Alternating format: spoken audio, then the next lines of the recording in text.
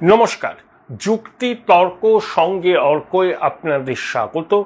আপনাদের সঙ্গে আমি অর্কপ্রভ সরকার। মর্জিনা আব্দুল্লাহর সেই কালজয়ী গানটা আজকে আবার শুনছিলাম। মিঠু মুখার্জির অনবদ্য অভিনয়। মার ঝাড়ু মেরে ঝেঁটিয়ে বিদায় কর। পশ্চিমবঙ্গের মানুষ মন কি তৈরি করেছেন ঝাড়ু মেরে বিদেয় করার? কাকে বিদেয় করবেন সেটা বোঝার জন্য কোনো রকেট সায়েন্স জানার প্রয়োজন নেই। কারণ পশ্চিমবঙ্গে বর্তমানে যে পরিস্থিতিটা তৈরি হয়েছে, স্বাধীনতার পর থেকে এত অনাচার, এত দুর্নীতি, এরকম মাৎসন্যায় কোনো দিন পশ্চিমবঙ্গে হয়নি। আমাদের শিল্প ছিল না, কলকারখানা চলে গেছে, বাম জমানায় জঙ্গি ট্রেড ইউনিয়ন মাথাচাড়া দিয়েছে, বাঙালি ব্যবসা বিমুখ হয়েছে, ব্যবসাদারকে অন্য চোখে দেখে, এগুলো আমরা জানতাম। কিন্তু তাও আমরা গর্ব করতাম যে আমাদের অন্তত শিক্ষা আছে, সংস্কৃতি আছে, ইত্যাদি ইত্যাদি। যে সরকার যোগ্য শিক্ষকদের উপর লাঠি চালায়, যে সরকারের পুলিশ, সেই সরকারের এক মুহূর্ত ক্ষমতায় থাকার নৈতিক অধিকার থাকে? দেখুন, আমাদের রাজ্যে কোনো না শিক্ষামন্ত্রী নেই, নাট্যমন্ত্রী আছে। নাট্যমন্ত্রী তার অননুকরণীয় ভঙ্গিতে কি বলেছেন? মাই লর্ডকে কটাক্ষ করে, সর্প হয়ে দংশন করো, ওঝা হয়ে প্রতিকার করো। এই যে যোগ্য শিক্ষক অশিক্ষকদের দংশনটা করেছে কে? মাই লর্ড করেনি, করেছেন এই সরকার, এই সরকারের সর্বাধিনায়িকা এবং এই সরকারের বিভিন্ন অ্যাপারেটাস। এখন যখন দেখছেন যে জল মাথার উপর দিয়ে উঠে যাচ্ছে, তখন মানবিক সরকারের মানবিক মুখ হয়ে মঞ্চে আবির্ভূত হয়েছেন তিনি। প্রতি মাসের 10 তারিখে তো বোধহয় শিক্ষক অশিক্ষকদের বেতন হয়। যারা যাদের চাকরিটা সুপ্রিম কোর্টের নির্দেশে বাতিল হয়েছে, তারা 10 তারিখ বেতন পাচ্ছেন। কোনো বিজ্ঞপ্তি হয়েছে? ভলেন্টারি সার্ভিস মানে সিভিক টিচার নিয়োগ করার পরিকল্পনা, পার্শ্ব শিক্ষকদের বেতন 3 গুণ বাড়িয়ে দিলাম।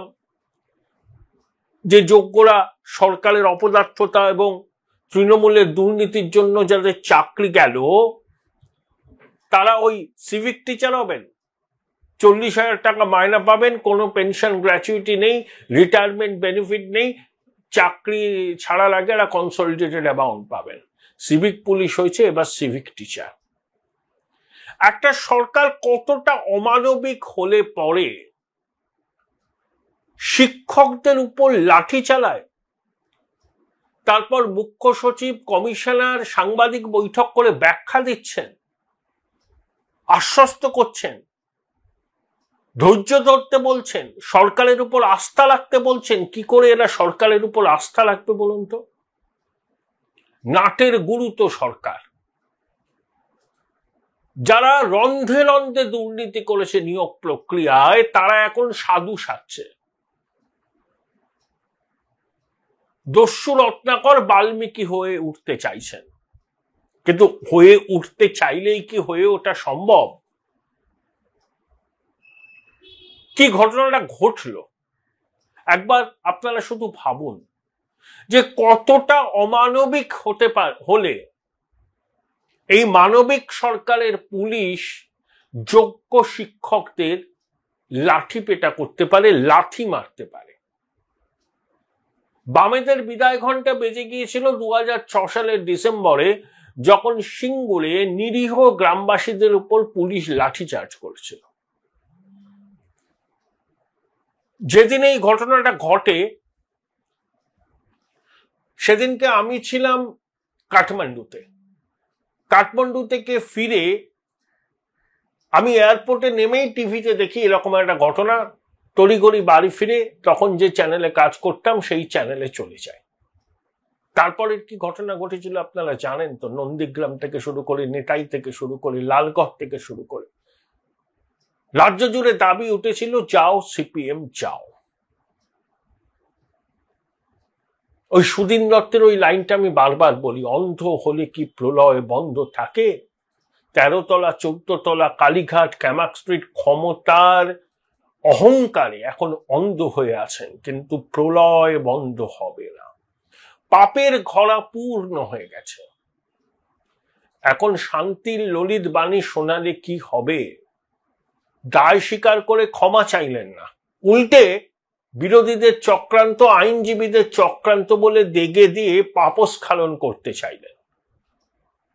আজকে শিক্ষকরা যে করুণ পরিস্থিতির মুখে দাঁড়িয়েছে, তার জন্য একমাত্র দায়ী হচ্ছে রাজ্য সরকার, শিক্ষা মন্ত্রক, এসএসসি, মধ্যশিক্ষা পর্ষদ এবং অবশ্যই রাজ্যের শাসক দল। আমাদের এই রাজ্যে কিছু তথাকথিত বুদ্ধিজীবী আছেন, কেউ মাধুকরী কবি, কেউ ছুঁচলো দাড়িওয়ালা সাহিত্যিক, কেউ কাক শিল্পী। এদের পরিচয় এখন মানুষ বুঝে গেছেন, কিন্তু এর বাইরে বহু মানুষ আছেন যারা মাঠে কাজ করেন, খেতে খামারে কাজ করেন, কলকারখানায় কাজ করেন, আদালতে কাজ করেন, সংবাদপত্র দপ্তরে কাজ করেন, সওদাগরি অফিসে কাজ করেন, স্কুল কলেজ বিশ্ববিদ্যালয়ে কাজ করেন। এরা কিন্তু অর্গানিক ইন্টেলেকচুয়াল, এদের কিন্তু কোনো প্রিকনসেপ্ট নোশন নেই। গ্রামসি কনসেপ্ট অফ হেজিমনি ব্যাখ্যা করতে গিয়ে এই অর্গানিক ইন্টেলেকচুয়ালসদের কথা বলেছিলেন। এই অর্গানিক ইন্টেলেকচুয়ালসরাই কিন্তু আমাদের সমাজের মেরুদণ্ড। এবার তারা কি পথে নামবেন না?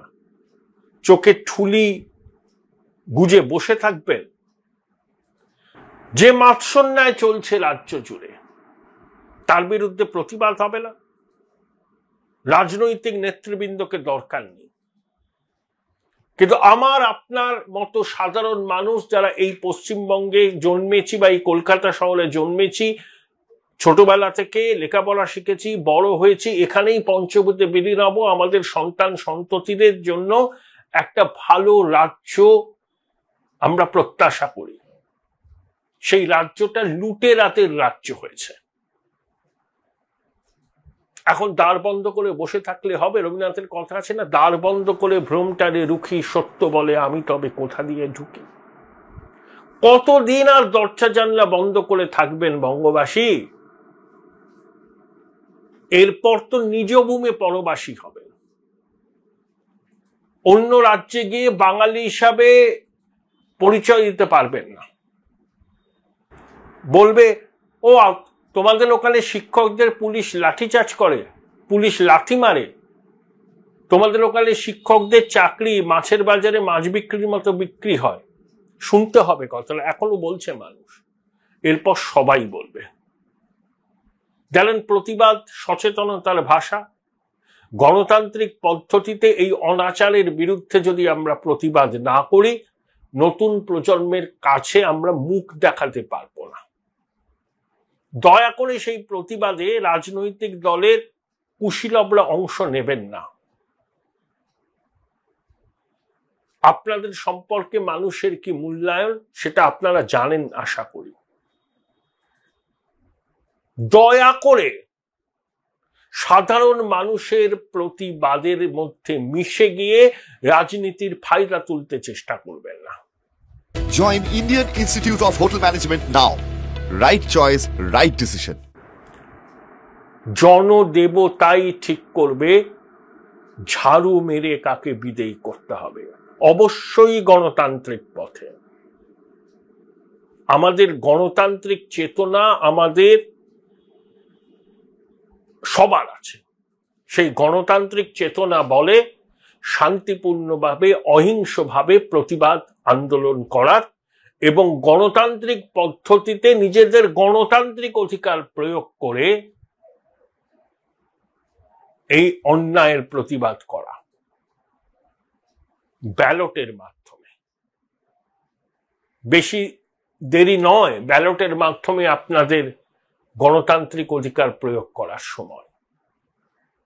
অতএব এবার আবার এসছে সময় পথে নামা। প্ররোচনায় পা না দিয়ে শান্তিপূর্ণভাবে অহিংসভাবে পশ্চিমবঙ্গের মানুষ এই ঘটনার প্রতিবাদ করুন। আরজি করে তিলোত্তমার ধর্ষণ ও খুনের প্রতিকার চাইতে মানুষ নেমেছিলেন দলমত নির্বিশেষে। জাতির মেরুদণ্ড শিক্ষকরা, সেই শিক্ষকদের উপর পুলিশ বলপ্রয়োগ করছে, লাথি মারছে, আর নির্লজ্জভাবে সাফাই দিচ্ছে প্রশাসনের আধিকারিকরা। এই চিত্র পশ্চিমবঙ্গে দেখতে হবে, ভাবতে পারি। আমাদের নাট্যমন্ত্রীও তো শিক্ষক ছিলেন, তার বাবাও শিক্ষক ছিলেন। নাট্যমন্ত্রী কিন্তু গুণী মানুষ। প্রথমে যখন তিনি শিক্ষামন্ত্রী হয়েছিলেন ক্ষমতায় আসার পর, তখন তিনি কিন্তু প্রকৃত সংস্কার করতে চেয়েছিলেন। চিত্তরঞ্জন মণ্ডল এসএসসির সভাপতি ছিলেন, কিন্তু উনি সংস্কার করবেন, ওনার নাম হবে, স্বচ্ছভাবে সবকিছু চলবে, এটা 13 তলা 14 তলা কি মানতে পারে? তাই ওনাকে পত্র পাওয়ার দায়িত্ব থেকে সরিয়ে দেওয়া হয়েছিল। 2021-এ যখন তিনি আসলেন, তখন ঘেঁটে ঘ হয়ে গেছে। তিনি যে উদ্যোগ নিয়ে কিছু করবেন, হাত পা বাঁধা। এখানে নিজস্ব উদ্যোগ, নিজস্ব ভাবনার কিন্তু কোনো মূল্য নেই। একটাই পোস্ট, বাকি সব ল্যাম্প পোস্ট। তাই চেনা ছকের প্রতীক আর বাঁধাগতের বাজনাদার হয়ে গিয়েছেন আমাদের এখনকার নাট্যমন্ত্রী থুরি। উনি আসলে শিক্ষামন্ত্রী, কিন্তু উনি হয়ে গেছেন নাট্যমন্ত্রী। শিক্ষক নাট্যমন্ত্রী, যার পারিবারিক ঐতিহ্য শিক্ষকতার সঙ্গে, তিনি এই এত অনাচার দেখে চুপ করে বসে আছেন, বিবেক দংশন করছে না। পকেট থেকে সাদা কাগজে বার করে লিখুন না পদত্যাগপত্র, বিবেকের তাড়নায়। দেখুন, বাংলার মানুষ আপনাকে মাথায় তুলে রাখবে, আপনাকে সম্মান করবে। সৎ সাহসটুকু নিয়ে এই জরুরি পদক্ষেপটা করুন। সময়ের দাবি এটা। পশ্চিমবঙ্গ এক ক্রান্তিকালের মুখে এসে দাঁড়িয়েছে। মাননীয়ার পুলিশ যখন যোগ্য শিক্ষকদের লাঠির বাড়ি মারছে, তখন মাননীয়া নিজেকে সংখ্যালঘুদের রক্ষাকর্তা হিসাবে তুলে ধরছে। এই যে ওয়াকফ আইনের প্রতিবাদে যখন পুলিশের গাড়ি জ্বালিয়ে পুড়িয়ে দেয়া হলো, রাস্তা অবরোধ হচ্ছে, তখন পুলিশের তো এই ভূমিকা আমরা দেখি না। শুধু নিজের দোষে নয়, সরকারের দোষে যে শিক্ষকদের চাকরি গেল, তারা প্রতিবাদ করছেন, ন্যূনতম সহানুভূতিটুকু দেখালেন না। এই যে 2024-এর এপ্রিল মাসে কলকাতা হাইকোর্টের মাননীয় বিচারপতি দেবাংশু বসাক এবং মোহাম্মদ সাব্বার রশিদির ডিভিশন বেঞ্চে চাকরিগুলো খারিজ হয়ে গেছিল, প্যানেল বাতিল হয়েছিল। তারপর সুপ্রিম কোর্টে ফয়সালা আসতে 1 বছর লাগলো। এই 1 বছর সময়ে কালে এই শিক্ষকরা, যোগ্যরা যে মানসিক যন্ত্রণায় ভুগেছেন, আমার তো ধারণা তাদের অনেকের সুগার হয়ে গেছে, প্রেশার বেড়ে গেছে, নানা রকম শারীরিক সমস্যার সূত্রপাত হয়েছে। ক্ষতিপূরণ চাইবেন না আপনারা সরকারের কাছ থেকে? এখানে বিষাক্ত মদ খেয়ে মৃত্যু হলে সরকার ক্ষতিপূরণ দেয়, আর আপনাদের যোগ্যদের, শিক্ষক অশিক্ষকদের 1 বছর ধরে যে নিদারুণ মানসিক যন্ত্রণা মধ্যে দিয়ে যেতে হয়েছে, তার দায় এই সরকার নেবে না? আপনারা ক্ষতিপূরণ চাইবেন না? আর একটা কথা বলি, এসএসসি কিন্তু ঠগের বাড়ির ভোজ। বিশ্বাস করবেন না এসএসসি কে, এবং এসএসসি যদি ভবিষ্যতে কোনো পরীক্ষা নেওয়ার উদ্যোগ নেয়, সেটাও ওরা স্বচ্ছভাবে নিতে পারবে না। আদালতে গিয়ে আবেদন করুন, পশ্চিমবঙ্গে সরকারি ক্ষেত্রে যা যা নিয়োগ হবে আগামী দিনে, সেটা আদালতের নজরদারিতে হবে, এবং আদালত একটা কমিটি ঠিক করে দিক, সেই কমিটি সম্পূর্ণ নিয়োগ প্রক্রিয়াকে তত্ত্বাবধান করবে। প্রশ্নপত্র তৈরি, ওয়েমার্কশিট সংরক্ষণ, মেধা তালিকা প্রকাশ ইত্যাদি। তা না হলে এই ঘটনার পুনরাবৃত্তি বারবার হতেই থাকবে।